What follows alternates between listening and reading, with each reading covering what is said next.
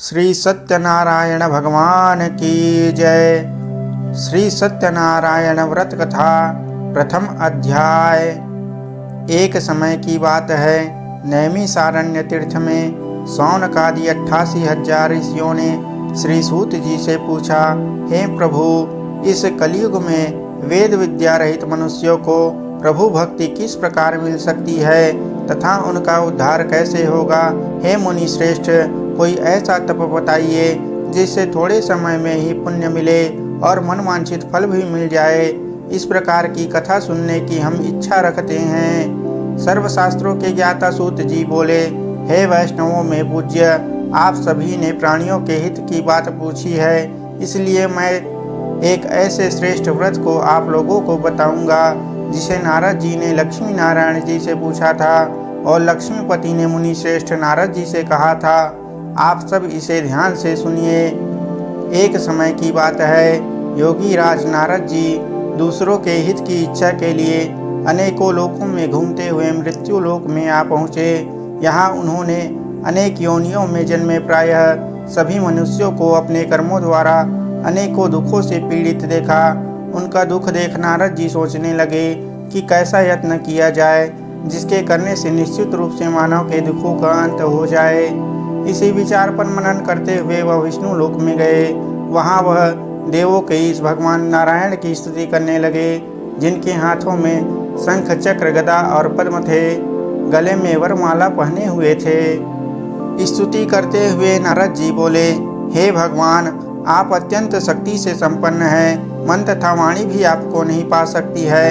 आपका आदि मध्य तथा अंत नहीं है। निर्गुण स्वरूप सृष्टि के कारण भक्तों के दुख को दूर करने वाले आपको मेरा नमस्कार है। नारद जी की स्तुति सुन विष्णु भगवान बोले, हे मुनि श्रेष्ठ, आपके मन में क्या बात है?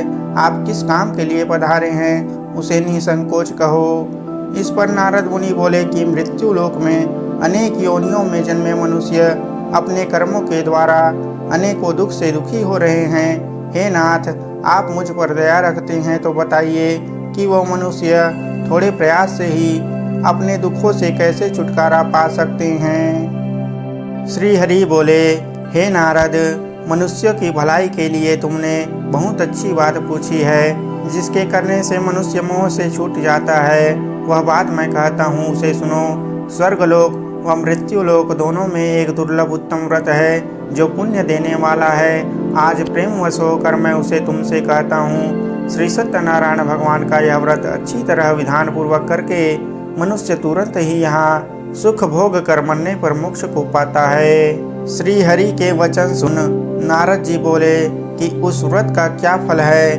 और उसका विधान क्या है। यह व्रत किसने किया था? इस व्रत को किस दिन करना चाहिए? सभी कुछ विस्तार से बताएं। नारद जी की बात सुनकर श्री हरि बोले, दुख व शोक को दूर करने वाला यह व्रत सभी स्थानों पर विजय दिलाने वाला है। मानव को भक्ति व श्रद्धा के साथ शाम को श्री सत्यनारायण जी की पूजा धर्मपरायण होकर ब्राह्मणों व बंधुओं के साथ करनी चाहिए। भक्ति भाव से ही नैवेद्य, केले का फल, घी, दूध और गेहूं का आटा सवाया ले। गेहूं के स्थान पर साठी का आटा, शक्कर तथा गुड़ लेकर वह सभी भक्षण योग्य पदार्थों को मिलाकर भगवान का भोग लगाएं। ब्राह्मणों सहित बंधु बांधवों को भोजन कराएं। उसके बाद स्वयं भोजन करें। भजन कीर्तन के साथ भगवान की भक्ति में लीन हो जाएं। इस तरह से सत्यनारायण भगवान का यह व्रत करने पर मनुष्य की सारी इच्छाएं निश्चित रूप से पूरी होती है। इस कली काल अर्थात कलियुग में मृत्यु लोक में मोक्ष का यही एक सरल उपाय बताया गया है। श्री सत्यनारायण व्रत कथा का प्रथम अध्याय संपूर्ण। बोलिए श्री सत्यनारायण भगवान की जय। श्री सत्यनारायण व्रत कथा द्वितीय अध्याय। सूत जी बोले, हे ऋषियों, जिसने पहले समय में इस व्रत को किया था उसका इतिहास कहता हूँ, सो ध्यान से सुनो। सुंदर काशीपुरी नगरी में एक अत्यंत निर्धन ब्राह्मण रहता था। भूख प्यास से परेशान वह धरती पर घूमता रहता था। ब्राह्मणों से प्रेम करने वाले भगवान ने एक दिन ब्राह्मण का वेश धारण कर उसके पास जाकर पूछा, हे विप्र, नित्य दुखी होकर तुम पृथ्वी पर क्यों घूमते हो? दीन ब्राह्मण बोला, मैं निर्धन ब्राह्मण हूँ, भिक्षा के लिए धरती पर घूमता हूँ। हे भगवान, यदि आप इसका कोई उपाय जानते हो तो बताइए। वृद्ध ब्राह्मण कहता है कि सत्यनारायण भगवान मनोवांछित फल देने वाले हैं, इसलिए तुम उनका पूजन करो। इसे करने से मनुष्य सभी दुखों से मुक्त हो जाता है। वृद्ध ब्राह्मण बनकर आए सत्यनारायण भगवान उस निर्धन ब्राह्मण को व्रत का सारा विधान बताकर अंतर्धान हो गए। ब्राह्मण मन ही मन सोचने लगा कि जिस व्रत को वृद्ध ब्राह्मण करने को कह गया है, मैं उसे जरूर करूँगा। यह निश्चय करने के बाद उसे रात में नींद नहीं आई। वह सवेरे उठकर सत्यनारायण भगवान के व्रत का निश्चय कर भिक्षा के लिए चला गया। उस दिन निर्धन ब्राह्मण को भिक्षा में बहुत सारा धन मिला, जिससे उसने बंधु बांधवों के साथ मिलकर श्री सत्यनारायण भगवान का व्रत संपन्न किया। भगवान सत्यनारायण का व्रत संपन्न करने के बाद वह निर्धन ब्राह्मण सभी दुखों से छूट गया और अनेक प्रकार की संपत्तियों से युक्त हो गया। उसी समय से यह ब्राह्मण हर माह इस व्रत को करने लगा। इस तरह से भगवान सत्यनारायण के व्रत को जो मनुष्य करेगा वह सभी प्रकार के पापों से छूटकर मोक्ष को प्राप्त होगा। जो मनुष्य इस व्रत को करेगा वह भी सभी दुखों से मुक्त हो जाएगा। सूत जी बोले कि इस तरह से नारद जी से नारायण जी का कहा हुआ श्री सत्यनारायण व्रत को मैंने तुमसे कहा। हे विप्रो, मैं अब और क्या कहूँ? ऋषि बोले, हे मुनिवर, संसार में उस विप्र से सुनकर और किस किस ने इस व्रत को किया, हम सब इस बात को सुनना चाहते हैं। इसके लिए हमारे मन में श्रद्धा का भाव है। सूत जी बोले, हे मुनियों, जिसने इस व्रत को किया है वह सब सुनो।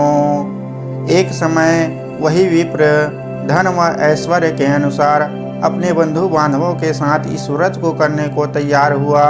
उसी समय एक लकड़ी बेचने वाला बूढ़ा आदमी आया और लकड़ियां बाहर रखकर अंदर ब्राह्मण के घर में गया।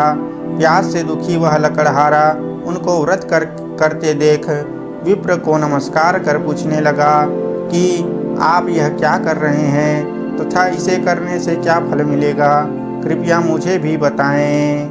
ब्राह्मण ने कहा कि सब मनोकामनाओं को पूरा करने वाला यह सत्यनारायण भगवान का व्रत है। इनकी कृपा से ही मेरे घर में धन धान्य आदि की वृद्धि हुई है। विप्र से सत्यनारायण व्रत के बारे में जानकर लकड़हारा बहुत प्रसन्न हुआ। चरणामृत लेकर वह प्रसाद खाने के बाद वह अपने घर को चला गया। लकड़हारे ने अपने मन में संकल्प किया कि आज लकड़ी बेचने से जो धन मिलेगा उसे से श्री सत्यनारायण भगवान का उत्तम व्रत करूंगा। मन में इस विचार को लेकर बूढ़ा आदमी सिर पर लकड़ियां रखकर उस नगर में बेचने चला गया जहां धनी लोग ज्यादा रहते थे। उस नगर में उसे अपनी लकड़ियों का दाम पहले से 4 गुना अधिक मिलता है। बूढ़ा लकड़हारा प्रसन्नता के साथ दाम लेकर केले, शक्कर, घी, दूध, दही और गेहूं का आटा ले और सत्यनारायण भगवान के व्रत की अन्य सामग्रियां लेकर अपने घर को गया। वहां उसने अपने बंधु बांधवों को बुलाकर विधि विधान से सत्यनारायण भगवान का पूजन और व्रत किया। इस व्रत के प्रभाव से वह बूढ़ा लकड़हारा धन, पुत्र आदि से युक्त होकर संसार के समस्त सुख भोग और अंत काल में वैकुंठ धाम को चला गया।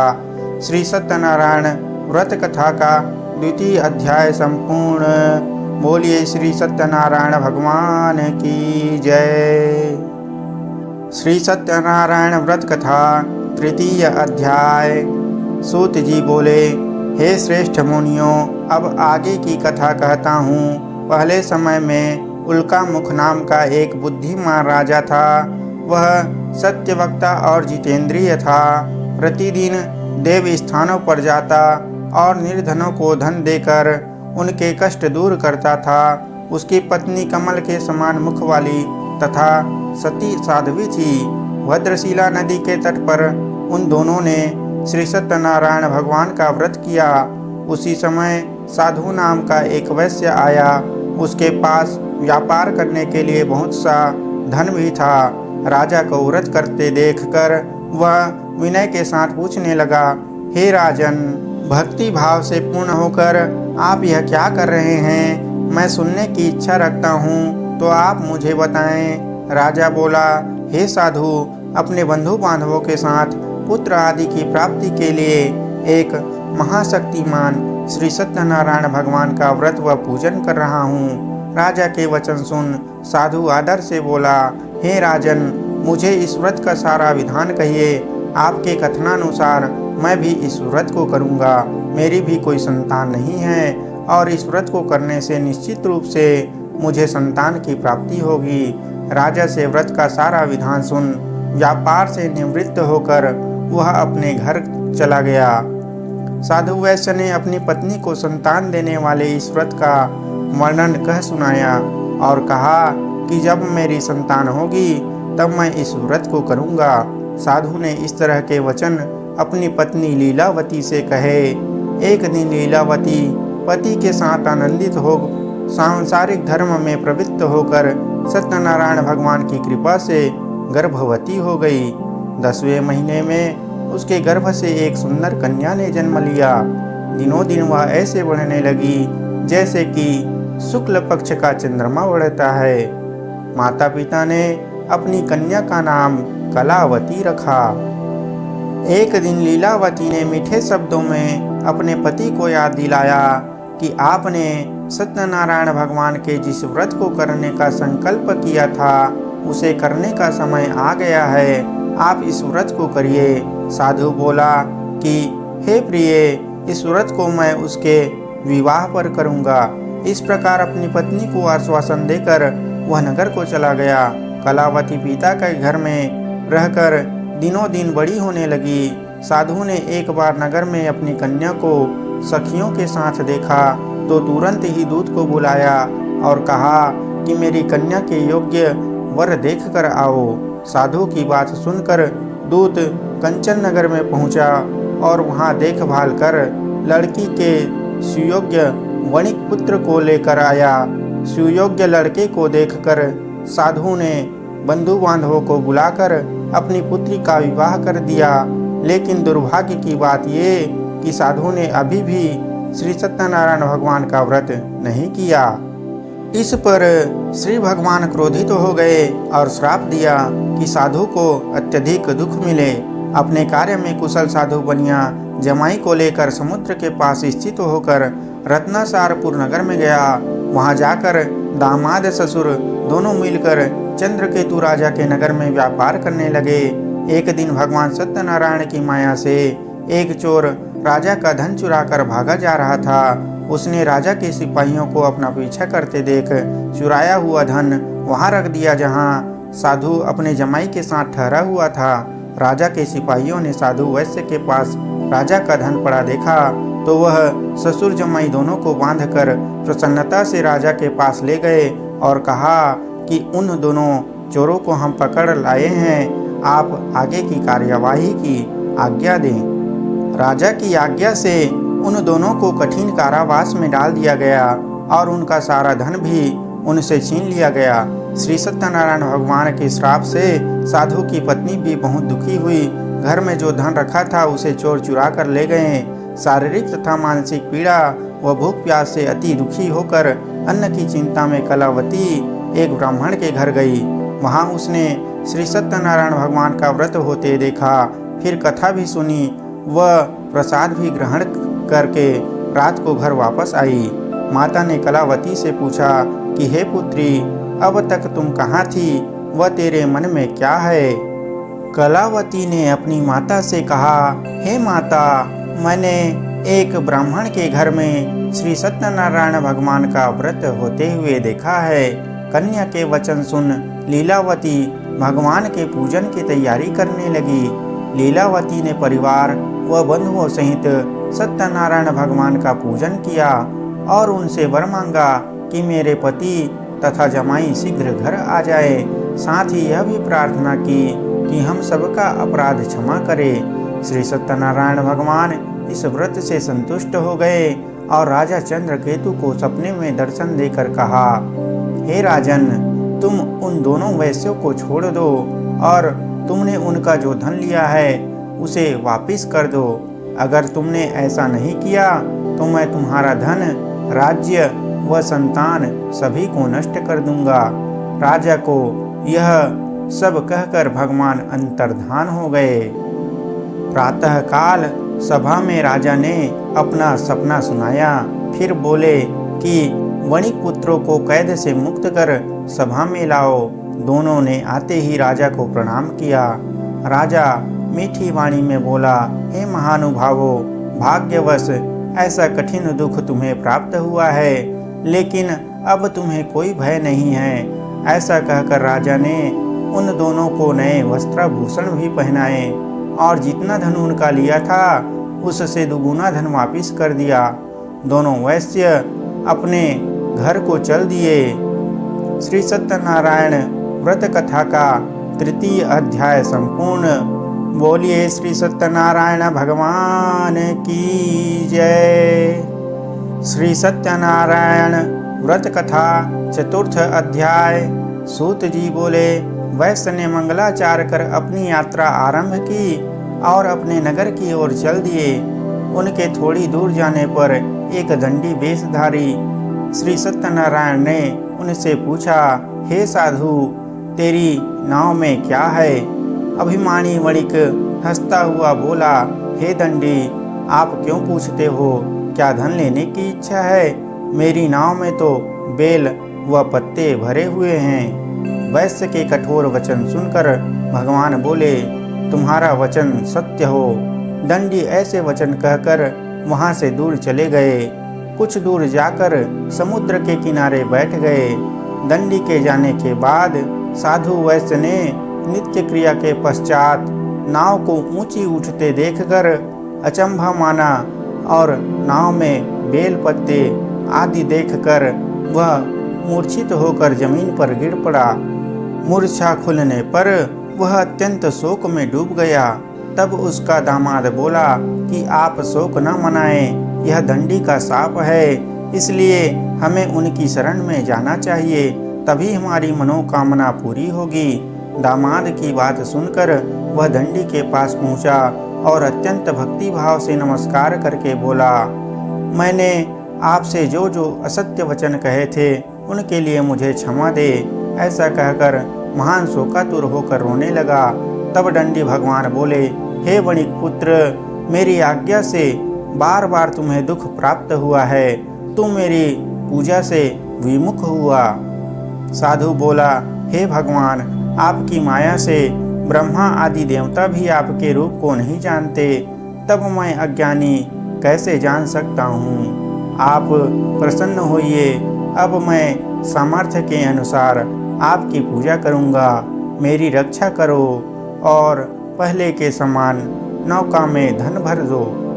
साधु वैश्य के भक्ति पूर्वक वचन सुनकर भगवान प्रसन्न हो गए और उसकी इच्छानुसार वरदान देकर अंतर्धान हो गए। ससुर जमाई जब नाव पर आए तो नाव धन से भरी हुई थी।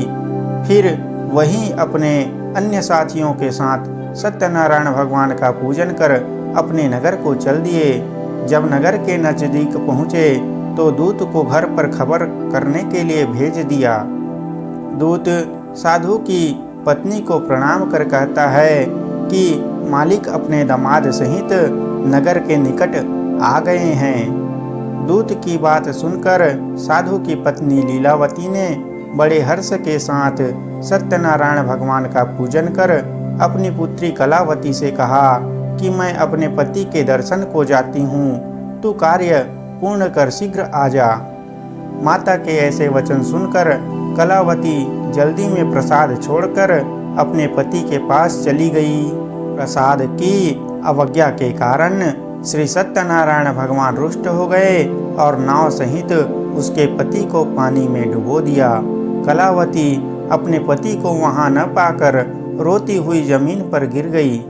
नौका को डूबा हुआ देख व कन्या को रोता हुआ देखकर साधु दुखी होकर बोला कि हे प्रभु, मुझसे तथा मेरे परिवार से जो भूल हुई है उसे क्षमा करे। साधु के दीन वचन सुनकर श्री सत्यनारायण भगवान प्रसन्न हो गए और आकाशवाणी हुई कि हे साधु, तेरी कन्या मेरे प्रसाद को छोड़कर आई है, इसलिए उसका पति अदृश्य हो गया है। यदि वह घर जाकर प्रसाद खाकर लौटती है तो इसे इसका पति अवश्य मिलेगा। ऐसी आकाशवाणी सुनकर कलावती घर पहुंचकर प्रसाद ग्रहण करती है और फिर आकर अपने पति के दर्शन करती है। उसके बाद साधु अपने बंधु बांधवों सहित श्री सत्यनारायण भगवान का विधि विधान से पूजन करता है तथा इस लोक में सुख भोग कर वह अंत में स्वर्ग को जाता है। श्री सत्यनारायण व्रत कथा का 4th अध्याय संपूर्ण हुआ।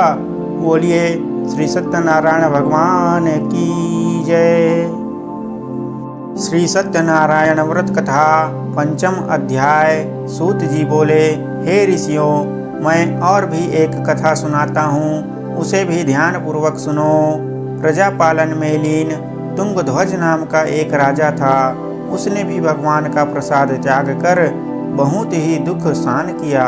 एक बार वन में जाकर वन्य पशुओं को मारकर वह बड़ के पेड़ के नीचे आया। वहां उसने ग्वालों को भक्ति भाव से अपने बंधुओं सहित सत्यनारायण भगवान का पूजन करते हुए देखा। अभिमानवश राजा ने उन्हें देखकर भी पूजा स्थान में नहीं गया और ना ही उसने भगवान को नमस्कार किया। ग्वालों ने राजा को प्रसाद दिया, लेकिन उसने वह प्रसाद नहीं खाया और प्रसाद को वहीं छोड़कर वह अपने नगर को चला गया। जब वह नगर में पहुंचा तो वहां सब कुछ तहस नहस हुआ पाया, तो वह शीघ्र ही समझ गया कि यह सब भगवान ने ही किया है।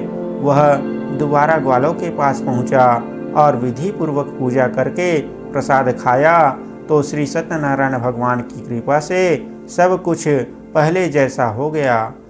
दीर्घ काल तक सुख भोगने के बाद मरणोपरांत उसे स्वर्गलोक की प्राप्ति हुई। जो मनुष्य परम दुर्लभ इस व्रत को करेगा तो भगवान सत्यनारायण की अनुकंपा से उसे धन धान की प्राप्ति होगी। निर्धन धनी हो जाता है और भय मुक्त होकर जीवन जीता है। संतानहीन मनुष्य को संतान का सुख मिलता है और सारे मनोरथ पूर्ण होने पर मानव अंत काल में वैकुंठ धाम को जाता है।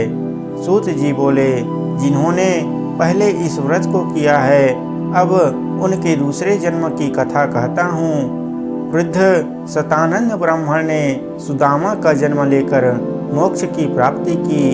लकड़हारे ने अगले जन्म में निषाद बनकर मोक्ष प्राप्त किया। उल्का मुख नाम का राजा दशरथ होकर वैकुंठ को गए। साधु नाम के वैश्य ने मोरध्वज बनकर अपने पुत्र को आरे से चीरकर मोक्ष पाया। महाराज तुंगध्वज ने स्वयंभू होकर भगवान में भक्ति युक्त होकर कर्म कर मोक्ष पाया। इति श्री सत्यनारायण व्रत कथा का 5म अध्याय संपूर्ण हुआ। बोलिए श्री सत्यनारायण भगवान की जय। श्री सत्यनारायण जी की आरती। जय लक्ष्मी रमणा स्वामी, जय लक्ष्मी रमणा। सत्यनारायण स्वामी, सत्यनारायण स्वामी, जनपातक हरणा। ओम जय लक्ष्मी रमणा। रत्न जड़ित सिंहासन अद्भुत छविराजे, स्वामी अद्भुत छविराजे।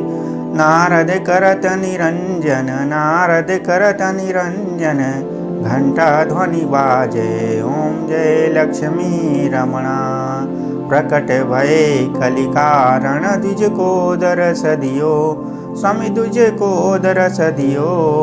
बूढ़ा ब्राह्मण बन के, बूढ़ा ब्राह्मण बन के, कंचन महल कियो। ओम जय लक्ष्मी रमणा। दुर्बल भील कठारो, जिन पर कृपा करी, स्वामी जिन पर कृपा करी। चंद्रचूड़ैक राजा, चंद्रचूड़ैक राजा, तिनकी विपत्ति हरि। ओम जय लक्ष्मी रमणा। वैश्य मनोरथ पायो श्रद्धा तज दीनी। स्वामी श्रद्धा तज दीनी। सो फल भोग्यो प्रभु जी, सो फल भोग्यो प्रभु जी, फिर स्तुति कीन्ही। ओम जय लक्ष्मी रमणा। भाव भक्ति के कारण छिन छिन रूप धर्यो। स्वामी छिन छिन रूप धर्यो। श्रद्धा धारण कीन्ही, श्रद्धा धारण कीन्ही, तिनको काज सर्यो। ओम जय लक्ष्मी रमणा। ग्वाल बाल संग राजा वन में भक्ति करी। स्वामी वन में भक्ति करी।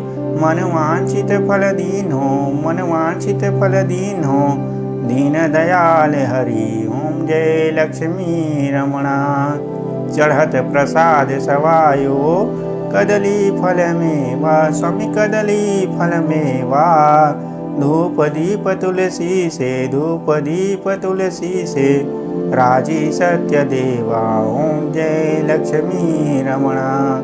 श्री सत्यनारायण जी की आरती जो कोई नर गावे। स्वामी जो कोई नर गावे, रिद्धि सिद्धि सुख संपत्ति, रिद्धि सिद्धि सुख संपत्ति, सहज रूप पावे। ओम जय लक्ष्मी रमणा। जय लक्ष्मी रमणा। स्वामी जय लक्ष्मी रमणा। सत्यनारायण स्वामी, सत्यनारायण स्वामी, जनपातक हरणा। ओम जय लक्ष्मी रमणा। प्रेम से बोलिए श्री सत्यनारायण भगवान की जय।